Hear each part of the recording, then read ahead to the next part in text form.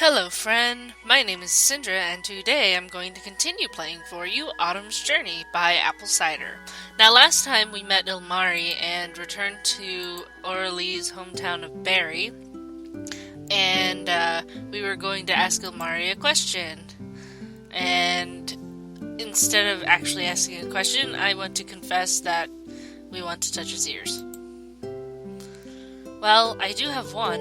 It's been bugging me ever since I encountered Kerr, actually. Ask away. Can I touch your ears? That's not a real question. It totally is, and it's dragonkind related. Can I? I know Kerr would refuse. If you want to. Aw, look at the cutie pies.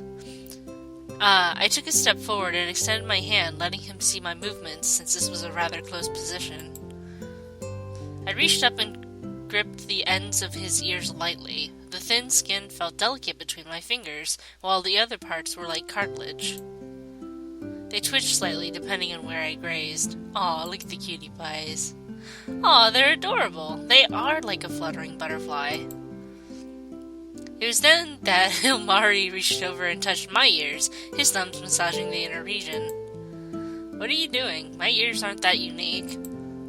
They are to me. I noticed Heavenkind have two different types of ears. Ah, yeah, I'm a sun child. Mine are smooth on the outside. Moon children have pointy ears. Sun children possess the element of light, while moon children get their powers from darkness. His fingers pushed back my hair to observe the rims. Fascinating. And sun children and moon children get along? Everyone seems to mingle together. Yeah, the only difference is what we worship. What about dragonkind? Is it the same for you? Not exactly. Dragon and Eurius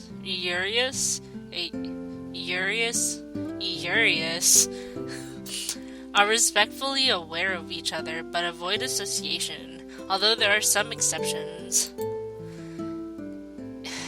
Ignici live in the volcanic regions and isolate themselves, while Seraphae rarely leave the Skylands. We pretty much keep to our own kind for the most part. Ah, I see. We should probably let go before people wonder why we're standing like this. Oh, I'm sorry. Cutie pies. We hastily let go, our amused smiles reassuring each other that we were at ease. I should go to bed now. We have a busy day ahead of us. Night, Orly. Thanks so much for everything. It's fine. I had fun too, even if I got dragged halfway across Barry to do odd chores. Once I opened the door to my house, I spotted my mom sitting at the table, holding a quill over some blank parchment. I covered my mouth to muffle a squeal. You're doing it? You're writing the letter? I bounced on my heels and launched into a tackle as I hugged my mom from behind. I peered over her shoulders. You're actually going to do it? You're actually going to do it! I'm going to be a knight! I halted and let go, suddenly confused. Wait, what made you change your mind? My mom laughed and leaned back, flashing me a meaningful smile. Well, I did some thinking, and I thought maybe you were right. You are ready. That's what I've been telling you. Thanks, Mom. I love you, and good night. I look forward to reading it in the morning. I dashed upstairs and determined to fall asleep. However, I couldn't help but toss and turn as I replayed the day's events. And not only Ilmari's questions, but that I was going to become a knight once I arrived in Oliver. The task to protect the carriage could be viewed as my first duty as a knight. My first real mission. I can't sleep now. I certainly couldn't sleep now. I don't know why my mouth decided to words different than what I was reading, but anyway. I hugged my pillow and rolled around, unable to stop my giddiness. I'm going to be a professional knight! Do professional knights normally act like this? I don't care, I'm so happy! To achieve the title of knight, one usually had to be trained at a famous school or academy and graduate from there. Since I did not live in a big city that had such establishments, I trained solely under my mom instead, and her status and achievements were well known. which is why I needed that letter badly. If she recommended me, other captains or noblemen will probably hire me, and I would serve the Sun and Moon Council. And I'd be able to see more of Ishtara outside of Barry, as a real knight. Ishtara is where we live, okay? Okay. Ishtara. Yeah. I won't remember that, I assure you. Give it, 2 minutes, and it's gone. Unable to remain still, I hopped out of the bed and paced restlessly. I approached the window, not sure what I expected. How are those two doing anyway? It's not like Kerr can transform back and sleep how he always does. I wonder if I can find them and check on them quickly. Snatching a blanket off the bed, I wrapped it around my shoulders like an oversized shawl. I then strapped on my belt and scabbard and walked out the door. Outside, it was comfortably cool, and I found the sound of crickets and frogs soothing as I walked beside the river. Let's look at It's such a pretty scene. I guess I anticipated finding Ilmari asleep on the bank or underwater. On a whim, I entered the apple orchard. Blah, blah, blah. I spotted Ilmari sitting against one of the tree trunks. His ears instantly perked up, although I had the feeling he'd heard me approaching earlier.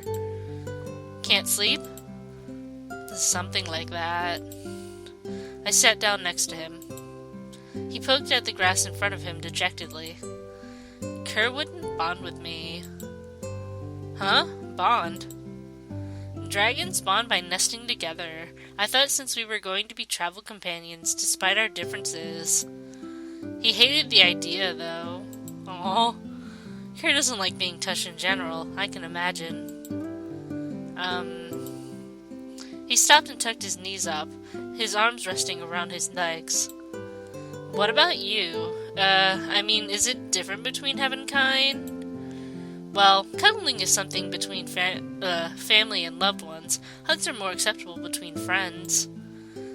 What did I know? My mind was full of knighthood dreams and sword skills. In no way was I knowledgeable about Heavenkind relationships.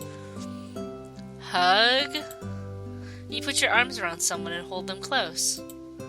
I mimed the action using my blanket. He nodded in understanding. Ah, then I guess you, wouldn't, we're gonna accept. I wanna hug Ilmari. That'll be good. Or cuddle with Ilmari. Declining Ilmari would be like rejecting a basket full of kittens. Kittens that all looked up at you pleadingly. For a few minutes. I can't stay out here all night. I do need to return to my bed. Aw, look at the cutie pies. I shuffled over to him so that we were shoulder to shoulder and adjusted the blanket so it draped over both of us. It's not that cold out? Not really. It feels nice. Well, you gotta imagine he lives in water. He's a water dragon. Imagine that the temperature thing would be a little bit different. Anyway, so forgot to ask about this earlier, but why are you interested in learning about Heavenkind? Because your culture is fascinating. Huh? Everything that Heavenkind do is amazing. You can create things I've never seen before. And look, you can do this. He wiggled his thumbs and fingers. They're so dexterous. They're dexterous. Word dexterous. I can't find. I think I'm saying it right, but I don't know. I don't know. I laughed and mimicked him momentarily. It's true our kinds are interacting more. I assume you've heard of it. Yeah, I'd like to be a sort of mediator. I think you'd call it a diplomat. I've already tried to help Heavenkind before, but it didn't work out. It's harder than it looks. How so? Well, this one incident. They were willingly entering this monster's mouth, and there was nothing I could do about it. Wait, a monster? Yeah, this strange one that smells of wood and floats on the water. I've never seen it before, and the Heavenkind simply entered it. I nudged it a few times, but people seemed upset. Ilmari, those are boats. We use those to travel up and down the river. So it wasn't a monster? He slumped into the blanket, mortified. Oh, look at his face.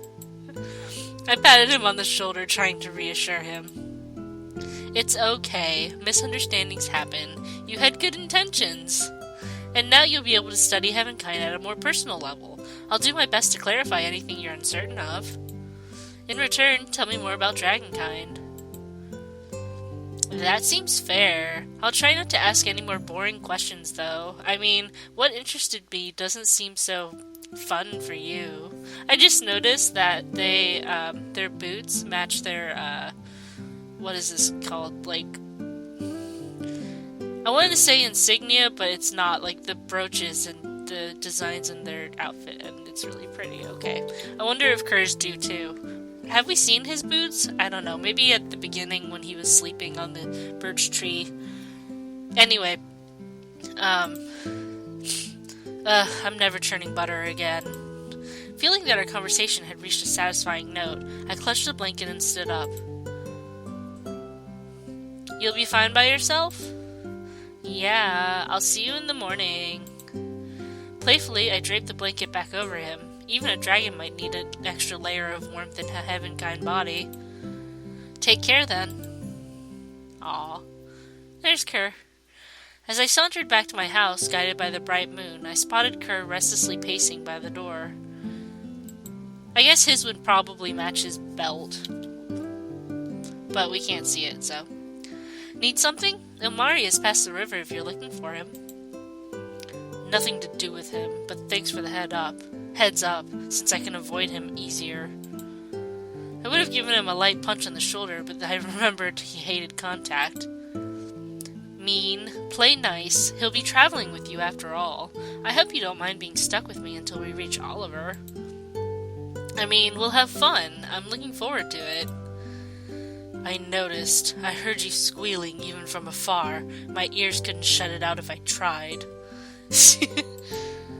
Just looking at his face. Because since I'm reading, I don't always look up at their faces, and then I just see, like, this great expression, and it's, yep. I'm sorry. It's something I've always wanted to do, and now it's the perfect opportunity. All the experience from my freelance jobs will finally pay off, and I'll be on the road to knighthood. Let's make tomorrow's task a successful one. We're guarding that wagon so the merchant's cargo will arrive safely in Oliver. Think you can handle it? He wrinkled his nose. An escort mission. Not the most glamorous duty, but it's honorable. Anyway, I'm going to bed. I promise I'll stop squealing. As I was about to open the door, Kerr stepped forward. Wait, He scratched the back of his neck sheepishly, and I was surprised by this rather modest display. Yeah? About earlier, when you crammed that food into my mouth. Oh, I was joking, so don't worry about it. I'm sorry if it seemed mean-spirited. It wasn't my intention. No, you were right. Huh?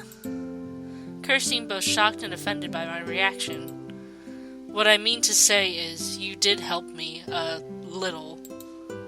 A little? I gave you a walking stick, fed you, fought a giant bird, took you to the altar, got ditched, only for you to come crawling back, and I accepted you a second time.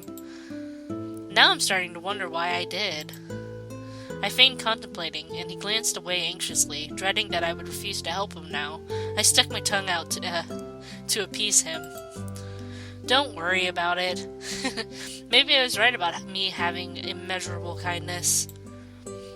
I am grateful, but you exaggerated a bit. You're definitely not the best Heavenkind has to offer. Piqued, I gave him a swift kick to the back of the leg. Ow! You're right, I'm not. But I'll definitely be the best knight. Even if I lost some kindness points with that action, I'll re-earn them tomorrow. Night, Kerr. Night. I closed the door behind me, resisting the urge to squeal about tomorrow.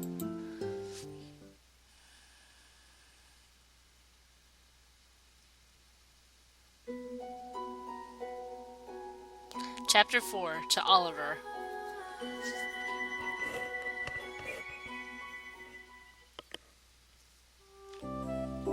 Map Rations, yep, I think that's everything. Satisfied with my packing, I hurried down the stairs just as Mom was rereading the letter of recommendation she'd finished. Ah, Aura, all prepared? I sure am. How's the letter? I just show it to Argent Valere Guild, right? Oh, to the Guild, right? Just gonna go with that.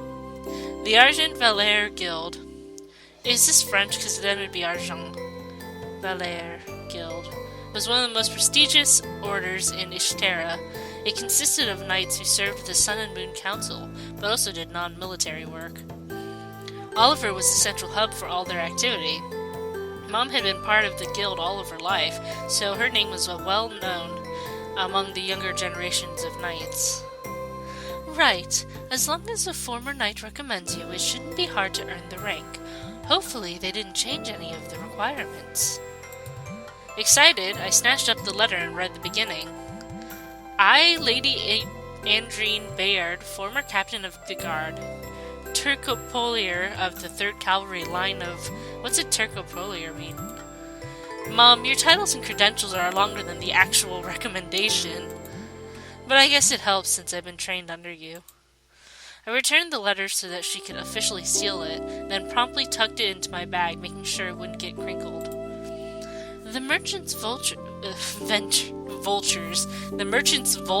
which would probably be like a really rude name for the spies or like rogues or something. But anyway, the merchant's ventures carriage should be ready.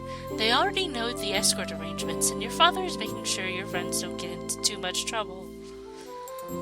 I'm sure it'll be fine. That's the kind of optimism that just means you're going to be in for an adventure. Anyway, let's get going. You're going to see your daughter off on her grand adventure after all. I eagerly rushed out the door, not wanting to make the others wait any longer. Wait, Aura. Yeah? Well, originally I was going to cancel this whole arrangement. Why? The merchant was rather vague about the contents he was carrying. I usually like to confirm everything with my own eyes, since it's not just for their safety, but for mine and that of any other escorts. I doubt the package will contain monsters or anything sinister. Are you sure you're not overreacting? I mean, this is your daughter getting involved. She paused and mulled over my suggestion carefully. True. It may just be my overprotectiveness. This is the first time my daughter will go off on her own after all. She nodded, mostly to herself, and I accepted her agreement. It's probably going to be like drugs or something, and they're going to get in a lot of trouble. Right. Thanks for organizing everything. Now come on! As expected, Dad, Kerr, and Ilmari were at the edge of Barry with the carriage stationary on the main road. Kerr paced around while Ilmari chatted happily with my dad. The coachman waved to acknowledge us, and I approached the open window of the vehicle. A middle-aged man sat amongst silks and pillows, which suggested I was protecting a wealthy merchant. Mr. Ormond, was it? I'm Aura Lee, and my companions and I will be escorting you to Oliver. I assure you we're well-trained, and you'll get there unharmed. The others are well-versed in magic. I was pretty confident about that assumption, at least. He nodded, and I was unsure if he was nervous or just reserved. Thank you. Shall we set off straight away? Of course, it's no problem. I glanced down and saw an ornate box. It was long and narrow, and I tried to fathom what was so important that they needed to hire protection. Maybe it was a sword? I wanted to ask about the contents, but decided against it. My priority was getting it to Oliver, and the quicker the better. I made a mental apology to my mother, rationalizing she was worrying over nothing. Alright, it seems everything is ready. We're moving out. The music got really loud there. I energetically motioned to the others, then exchanged hugs with my parents. Let me turn the music down. Sorry. It's a lot louder than I anticipated. Okay. I promise I won't be gone, for too long. I'll definitely be back in time for harvest. As we departed, my mom cupped her hands around her mouth. And remember, be sure to check every barrel, crate, and chest in town. The residents don't mind if you find something useful. Mom, I'm pretty sure that's stealing. Speaking of which, teach your companions the concept of pay. We don't want them accidentally pilfering apples or the like.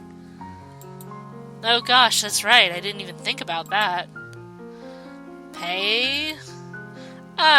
Just don't take stuff, especially if it seems like it belongs to other people. But your mom just said... Don't mind what she just said. And Kerr, you're too far ahead. Not a professional start. Thanks, Kerr.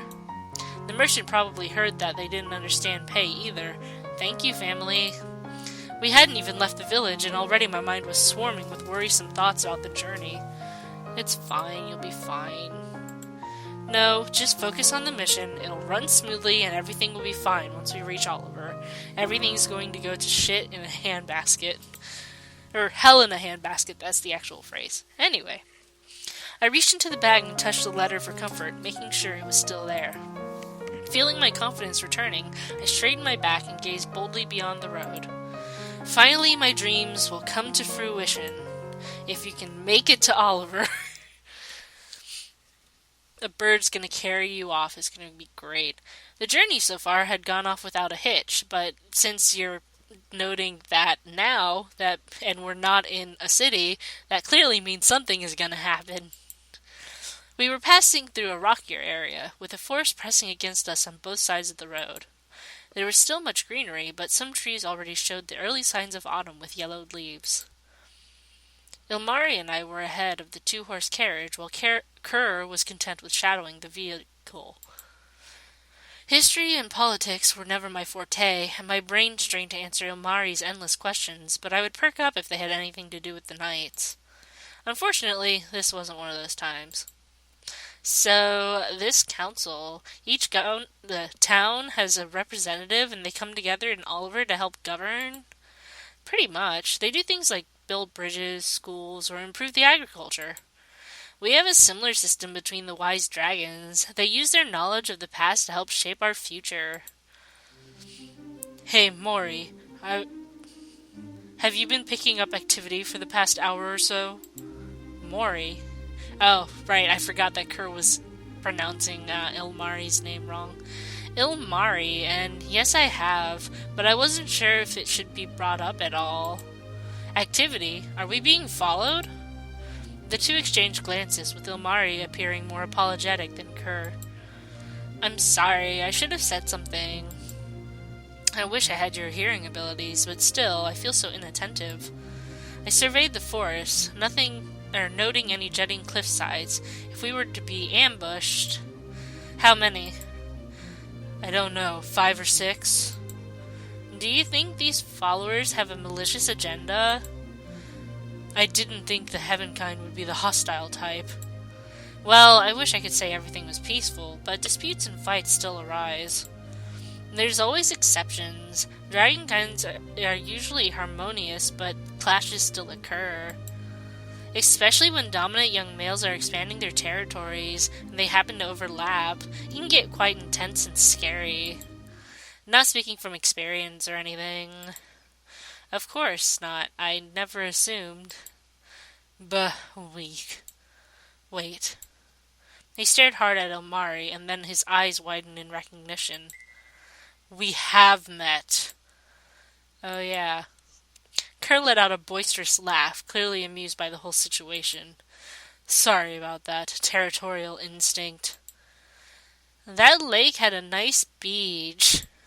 I stepped between them before any more tensions could arise.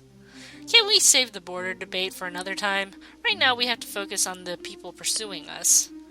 I wish you told me sooner, but at least now we can anticipate any attacks. Let's keep it from the coachman and our client. We'll feign ignorance in the meantime and hope nothing bad will come out of this. I'd rather avoid a battle if possible.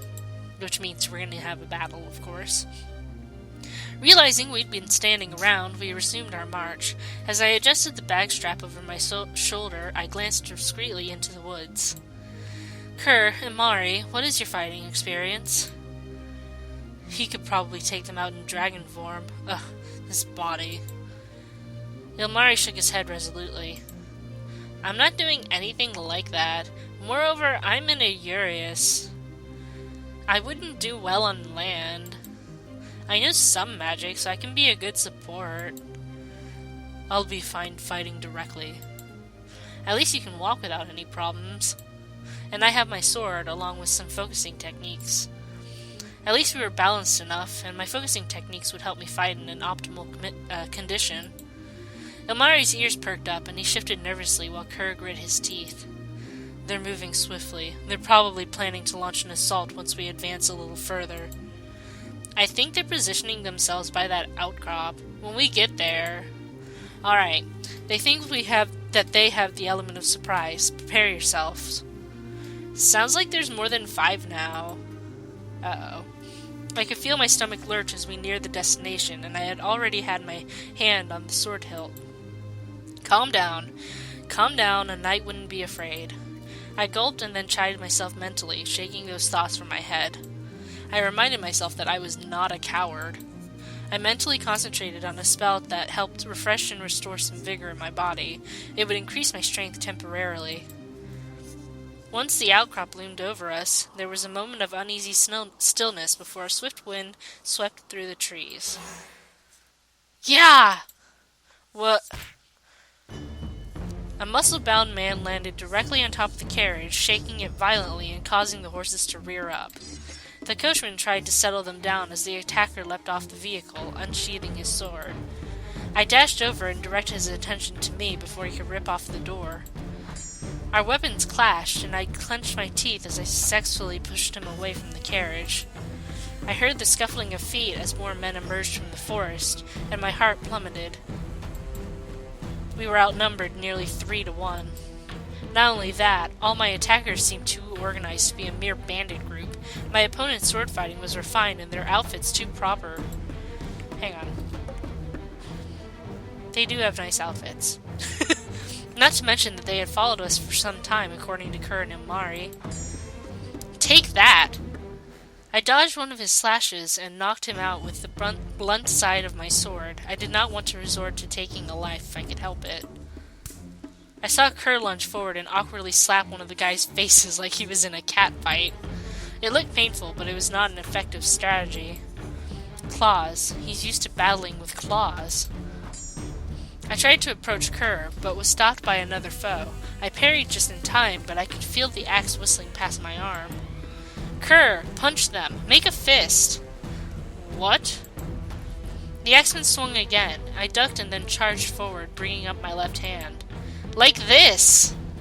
My fist struck the opponent's cheek, causing him to stumble back. Pain shot through my arm, and it took all my effort not to drop my sword and cradle my poor hand. Like that! Right. Kerr delivered a hearty punch. This time it sent his opponent flying. He glanced at his fist in bafflement and then smirked. Not bad. I can get used to this.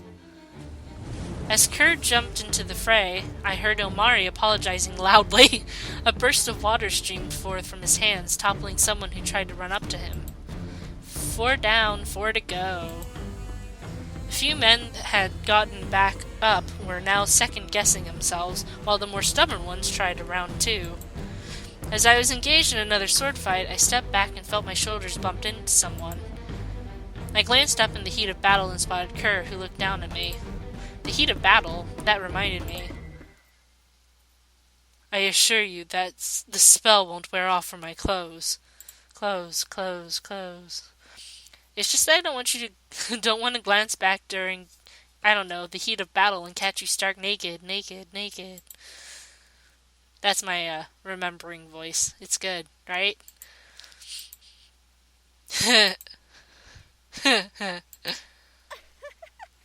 Before we could stop ourselves, we burst out laughing, confusing the challengers that surrounded us. Why are you two laughing? Help me! Ilmari retreated to the other side of the carriage as he struggled to conjure a spell. Kerr, still chuckling, knocked out another man out and darted around the carriage while I was locked with the second-to-last foe standing. I riposted, but he blocked my sword. I retaliated with a swift kick to the stomach and he stumbled back. And we will find out next time whether or not Orly wins this battle, though hopefully she will, because, otherwise this story's going to end here. So, Thank you for watching. I hope you enjoyed this. I love you. Bye-bye.